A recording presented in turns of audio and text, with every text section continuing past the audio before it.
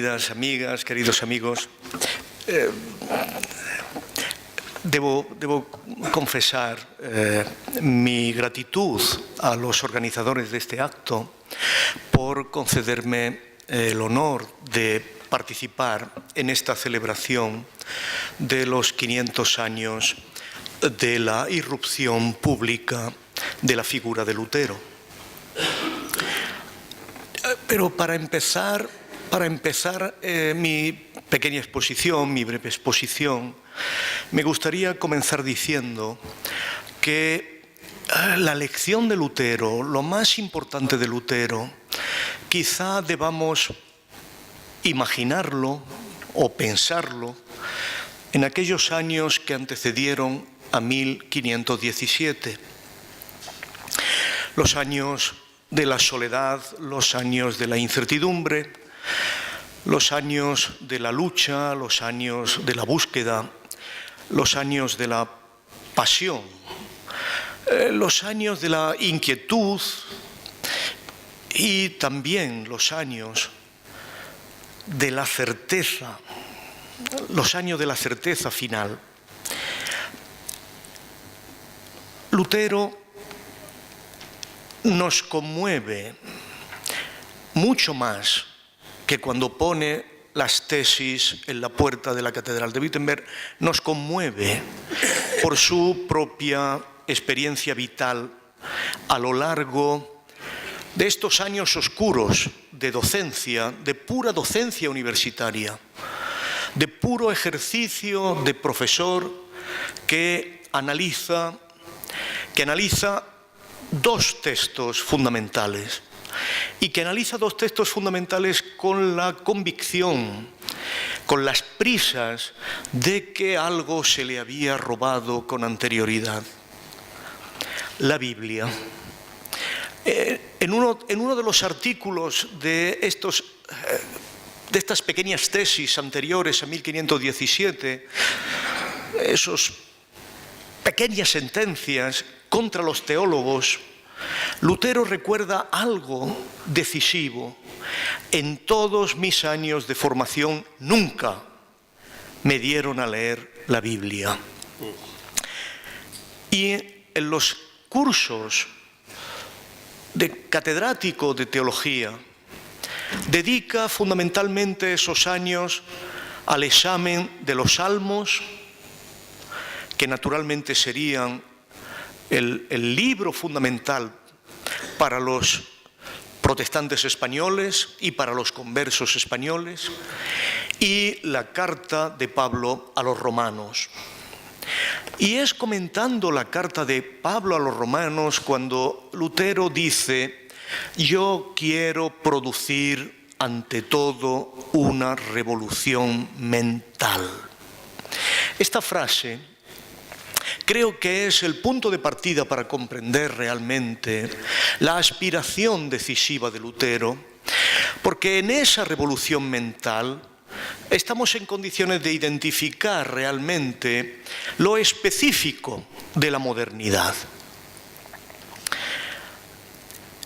¿Qué quería decir Lutero con una revolución mental? ¿En qué consistía esa revolución mental? En realidad, uno de los epigramas también de esas tesis contra los teólogos dice: el hombre por naturaleza quiere que Dios no sea. Y el hombre por naturaleza quiere ser Dios. En realidad, Lutero creía que la revolución mental que él debería producir estaba íntimamente relacionada con la posibilidad de vencer o con la posibilidad de transformar esta idea, esta pulsión específicamente humana, que es una pulsión de omnipotencia. Y consideraba que, en cierto modo, la sociedad de su época estaba atravesada fundamentalmente por la aceptación de que ésta era en realidad, la aspiración central del ser humano. Le parecía que, en el fondo, esta voluntad humana natural de que Dios no sea, se había enseñoreado de todas las instituciones, se había enseñoreado de todas las formas de organización social y, naturalmente, también se había enseñoreado de la estructura misma de la Iglesia Católica. Y su aspiración fundamental era la de permitir o la de producir un modo de mirar en la que el ser humano no solo estuviera en condiciones de ver desde su propio centro, desde su propia capacidad de identificar el sentido de las cosas, sino que introdujese la posibilidad de ser visto.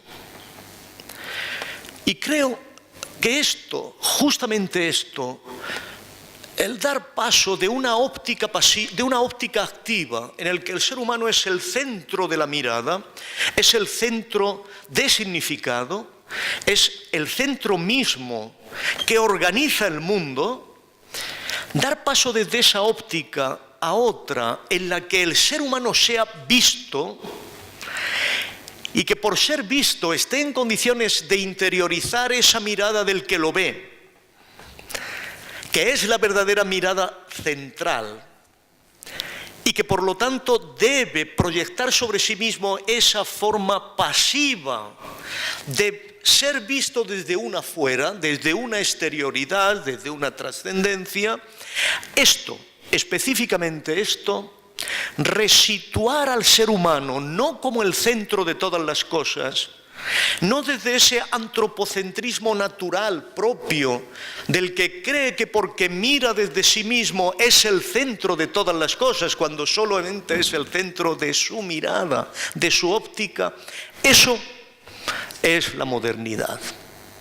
La modernidad prendió así justamente cuando Lutero enseñó al ser humano a verse no desde su naturaleza, sino desde una mirada externa a él. Y esto enseñó a Copérnico a estar en condiciones de ver al ser humano no como el centro del universo, sino como algo que podía ser visto desde el centro del universo. La revolución copernicana implica una mirada solar, una mirada desde el exterior de la Tierra, y no hubiera sido efectivamente viable sin que Lutero hubiera enseñado al ser humano a mirarse no desde sí mismo, sino desde una mirada trascendente y ajena. Y esta era la revolución mental que efectivamente Lutero propiciaba. Y esta revolución mental, como todas las revoluciones de la modernidad, estaba construida sobre un doble movimiento que ha sido evocado por el señor Blázquez en su pequeña alocución. Es el movimiento dialéctico, en cierto modo, en que consiste la modernidad. Porque por una parte, inexorablemente, como todas las miradas de la modernidad, humilla al hombre, lo saca de la centralidad que por naturaleza él tiene que tener, lo saca de esa aspiración a ser él, es el propio Dios. Eso lo hizo Copérnico, como luego lo hará Darwin, como luego lo hará Freud, como luego lo harán otros científicos, Einstein. Al principio es un movimiento de disminución de la omnipotencia del ser humano. Pero eso lleva consigo un contramovimiento. Y ese contramovimiento es el redotar de nuevo al ser humano de una confianza, no tanto por él, no tanto por sus propias fuerzas, sino justamente en la medida en que ha estado en condiciones de identificar algo que le trasciende y de lo que obtiene específicamente fuerza. Era muy fácil perder la confianza para Lutero. En realidad tenemos que imaginarnos al principio del siglo XVI como un hombre en general, un hombre europeo en general, sin confianza.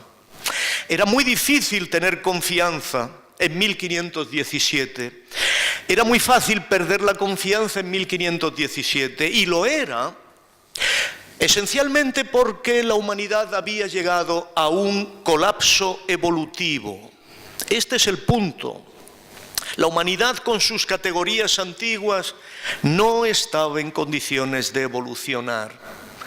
Estaba enredada en el mismo callejón sin salida.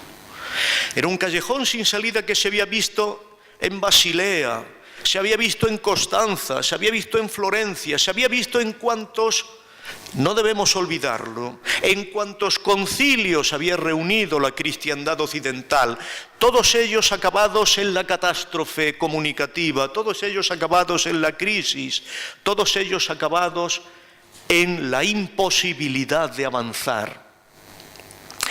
Y esto fue así, porque lo que construye la élite dominante en la época, la élite de la que Lutero iba a liberar a una buena parte de los pueblos europeos, la élite de los teólogos escolásticos, había construido una forma de mirar el mundo que no podía inspirar confianza a nadie.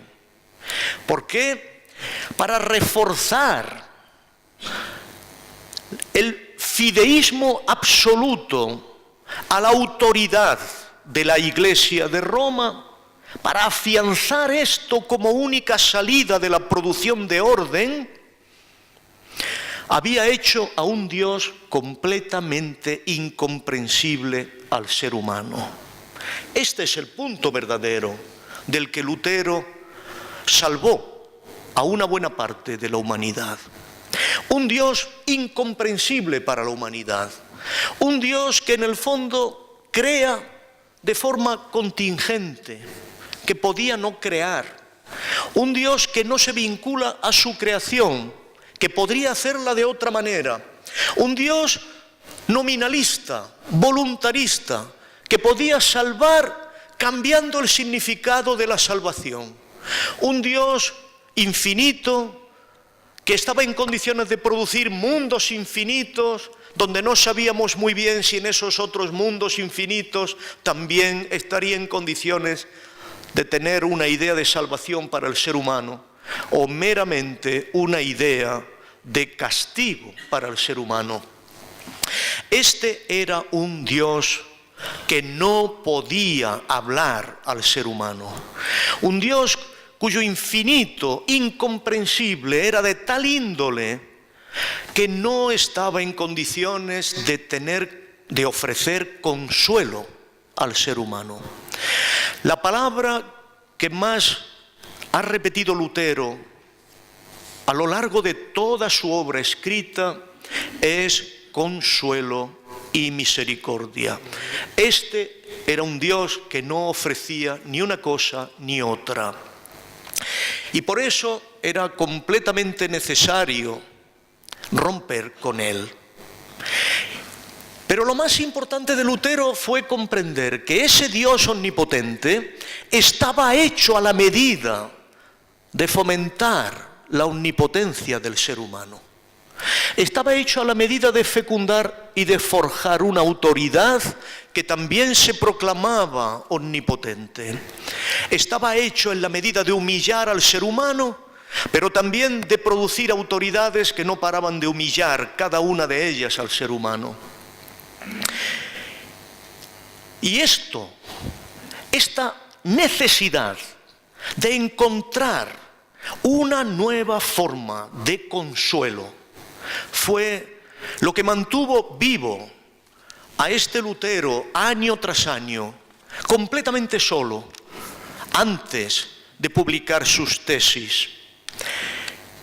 Y el sentido de sus tesis fue que el ser humano tenía que aprender a despreciar formas de consuelo que en último extremo eran mágicas, que no tenían nada que ver con su propia experiencia, con su propia búsqueda. Estas eran realmente las indulgencias.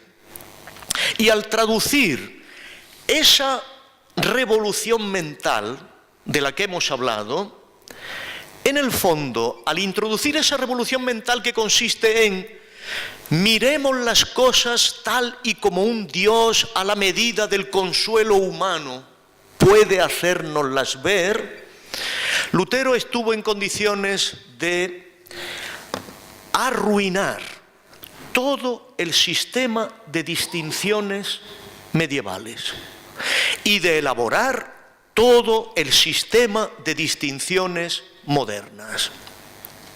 Y me gustaría trazar algunas de las distinciones que eliminó y poner de manifiesto algunas de las nuevas distinciones que trajo. De tal manera que podemos definir la modernidad como un nuevo espíritu de distinción. Distingo ergo existo. Esto es mucho más importante que cogito ergo existo. Distingo ergo existo significa estoy en condiciones de incorporarme a esa nueva revolución mental, a esa nueva revolución epistemológica. Lutero destruye toda una serie de distinciones que estaban en vigor, fruto de la aspiración a la omnipotencia humana. Ante todo, la mayor mezcolanza, la mayor mezcla que podamos imaginar entre poder espiritual y poder temporal. Esta incapacidad de distinguir entre poderes religiosos que solamente pueden operar con medios religiosos y poderes pseudo-religiosos que solamente quieren operar con medios jurídicos, con medios coactivos, con medios que no son religiosos, con medios penales. Esta mixtura de poder temporal y poder espiritual le parecía específicamente monstruosa a Lutero. Y en cierto modo le parecía que estaba diseñada justamente para que alguien entre los humanos estuviera en condiciones de ser el vicario de un Dios omnipotente e incomprensible, que justamente por su omnipotencia puede coaccionar y por su incomprensibilidad únicamente puede amenazar. Un poder religioso sostenido por medios religiosos, un poder espiritual sostenido por medios religiosos. Esto es lo que buscaba Lutero y esto deshacía toda la mixtura medieval antigua. Y esto reclamaba como único poder específicamente religioso la palabra. Y no lo hacía porque la palabra fuera un invento del ser humano. Lo hacía porque el Dios era comprensible, porque el Dios hablaba, y porque el Dios hablaba de tal manera que era comprensible al ser humano, y porque Dios hablaba de tal manera que era comprensible a la totalidad de los seres humanos.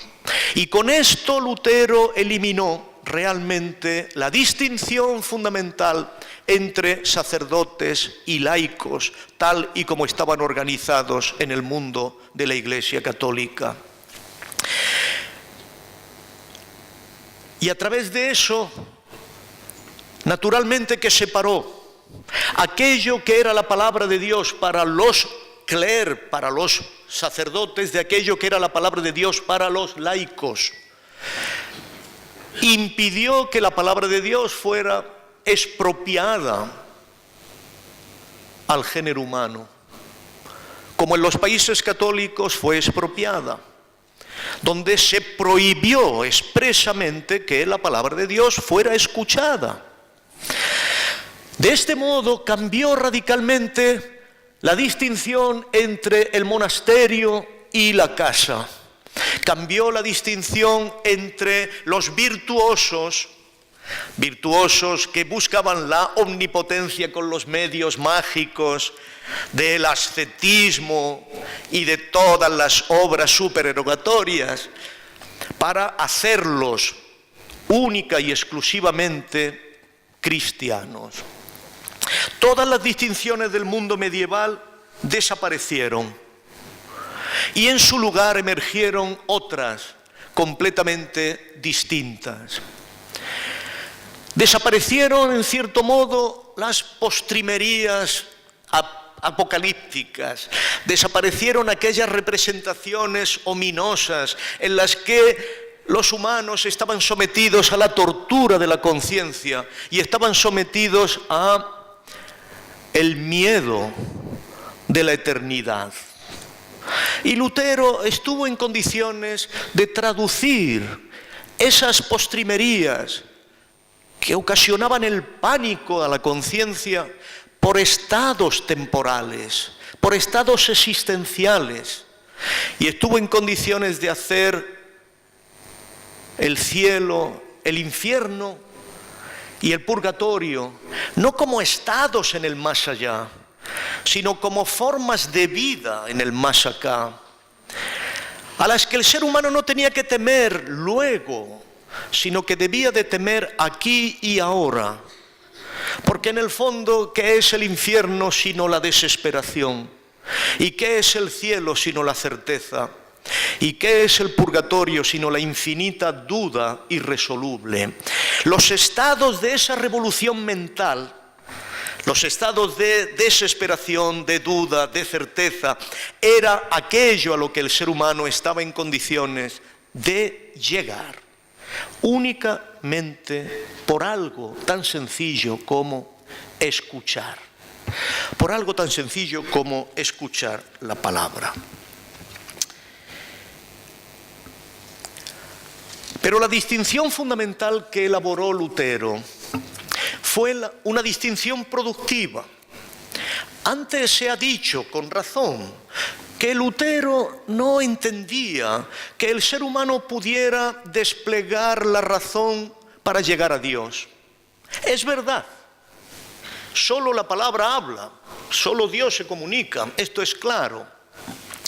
Pero la revolución mental de Lutero no solo significa afirmar la sola fe, o no solo significa que el ser humano solo tenga el oído de la palabra. El ser humano tiene la razón. El problema es que la razón tiene su campo de función. Su campo de función no es la gracia. Como de un modo u otro pensaban los teólogos nominalistas que intentaban construir lógicamente el Dios. La razón tiene su ámbito plenamente legítimo y necesario, que es el ámbito de la naturaleza. La naturaleza nos salva, porque por naturaleza el hombre quiere ser Dios, no quiere que Dios sea Dios. Claro, pero la naturaleza se conoce por la razón, porque la razón es natural. Y es muy importante que la naturaleza sea atendida, porque si no es atendida, no se genera libertad de sus cadenas, ni genera ese ámbito donde el ser humano puede efectivamente y libremente entregarse a una vida específicamente propia de su interioridad. Lutero, por lo tanto, sabe que el mundo medieval, que se perpetúa continuamente por el mundo católico, tampoco tiene una idea de la razón. No tiene una idea de la gracia, obviamente, pero tampoco tiene una idea de la razón. Y esto significa que de la misma manera que mezcla el poder temporal y el poder espiritual, de la misma manera mezcla naturaleza y gracia permanentemente, razón y salvación permanentemente, dejando de ese modo que la razón sea un camino que separa, que distingue respecto de la posibilidad universal de la salvación. Esto es, permitiendo que los méritos de la razón, que son obviamente méritos, impliquen méritos respecto de la salvación, que no debe en modo alguno estar en la mano del ser humano.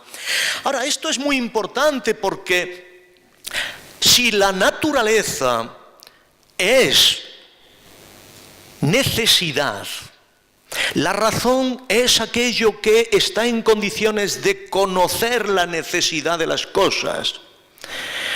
Y esto es la única manera de liberar al ser humano respecto de la exterioridad para que pueda ser libre en su interioridad. Y esto generó un nuevo etos mundano de relación con el mundo que tenía que aspirar a conocerlo, a respetarlo, a entenderlo. Porque Dios no solo habla haciéndose conocer por las dimensiones de su palabra, sino que también habla haciéndose conocer por las dimensiones de su creación, mediante las leyes de necesidad de su creación, leyes que el propio ser humano puede conocer para liberarse de ellas. Y esto porque el ser humano solo, cuando no está forzado por la necesidad, está en condiciones de ser libre. Y esto significa fundamentalmente un nuevo etos económico y un nuevo etos científico que forma parte estructural de la reforma, porque tiene fundamentos religiosos, porque solo el hombre, cuando no está sometido a la necesidad, está en condiciones de esquivar el escándalo y de esquivar la inclinación inevitable al pecado. Con esto, Lutero dio una nueva ética a la totalidad de la sociedad. Es lo que se llama la ética social orgánica. Esto es, la ética por la cual el trabajo mío está en condiciones de ofrecerse para superar las necesidades de mi prójimo, con la finalidad de que mi prójimo no sea inducido al pecado por vivir en un estado de necesidad. Y esto es lo que generó la posibilidad de tener un horizonte de decencia, de honestidad, de confort, de reconocimiento de los bienes naturales como forma óptima de tener la posibilidad de crear el espacio de los bienes espirituales, de los bienes de la interioridad y de los bienes de la libertad. Por lo tanto, si nos preguntamos qué queda de esas nuevas distinciones de Lutero, tendremos que decir que lo que queda realmente es un espíritu nuevo de igualdad para todos los seres humanos, de igualdad en el trabajo para todos los seres humanos, como condición de generar un nuevo espíritu de libertad para todos los seres humanos. Y esa doble síntesis de igualdad y de libertad es el fundamento de la vida comunitaria.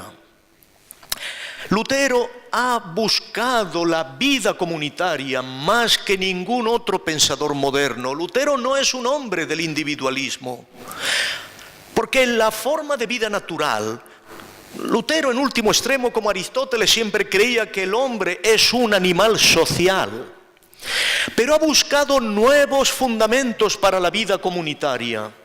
Los fundamentos que proceden del reconocimiento de la igualdad y de la libertad a todos, y de la capacidad, por lo tanto, de generar un espíritu comunitario común, que es el que se genera mientras todos juntos escuchan, obviamente, la palabra de la naturaleza y la palabra de la revelación. Y esa comunidad nueva, como ha dicho muy bien el señor Blázquez, es una comunidad autónoma. Es una comunidad que se autoorganiza, que se autoordena, que genera un sentido del que emerge la autoridad desde sus propios procesos selectivos, que elige a sus magistrados, que elige a sus maestros, que elige a sus jueces. Atención, porque los jueces tienen que respetar el sentido común de la justicia de la comunidad. Esta comunidad fuerte es aquella que está en condiciones de decirle a la comunidad política: hasta aquí llegamos. Es la que está en condiciones de controlar a la comunidad política. Es la que está en condiciones de elaborar sus mecanismos de censura, su sentido del escándalo, su capacidad de, no mediante un sistema judicial nuevo, extraño, autoritario, secreto, inquisitorial, censurar a uno de los miembros de la comunidad, sino mediante un sistema claro, público, que esté en condiciones de fortalecer la comunidad y no de separarla. Y este nuevo sentido de la comunidad, por lo tanto, es lo que está en el origen mismo de nuestra noción de sociedad civil, es lo que está en el origen mismo de la posibilidad de decir no al poder político, en tanto que el poder político vaya más allá de su capacidad específicamente pactada. Acabo. La modernidad fue encontrar una puerta para seguir evolucionando, allí donde las élites intelectuales no mostraban más que callejones sin salida. Lutero mostró una salida y nos dio una lección para todos los tiempos. El hecho de que en nuestro legado, en nuestras tradiciones, puesto que él todo lo buscó y lo leyó de nuevo en Pablo y en Agustín, en aquello que está oculto, latente en nuestro pasado, todavía con la pasión específica de la búsqueda, de la confianza, de la serenidad, de la fe, porque aquí la palabra excede con mucho su sentido específicamente religioso, para dotarse de un sentido específicamente humano, como fe en el futuro de la humanidad. Esto se puede encontrar si profundizamos en eso que es nuestro legado específicamente occidental.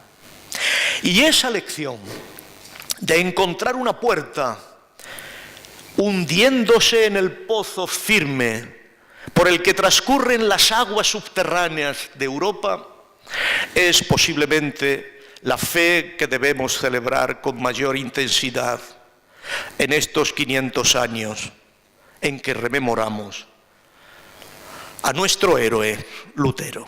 Gracias.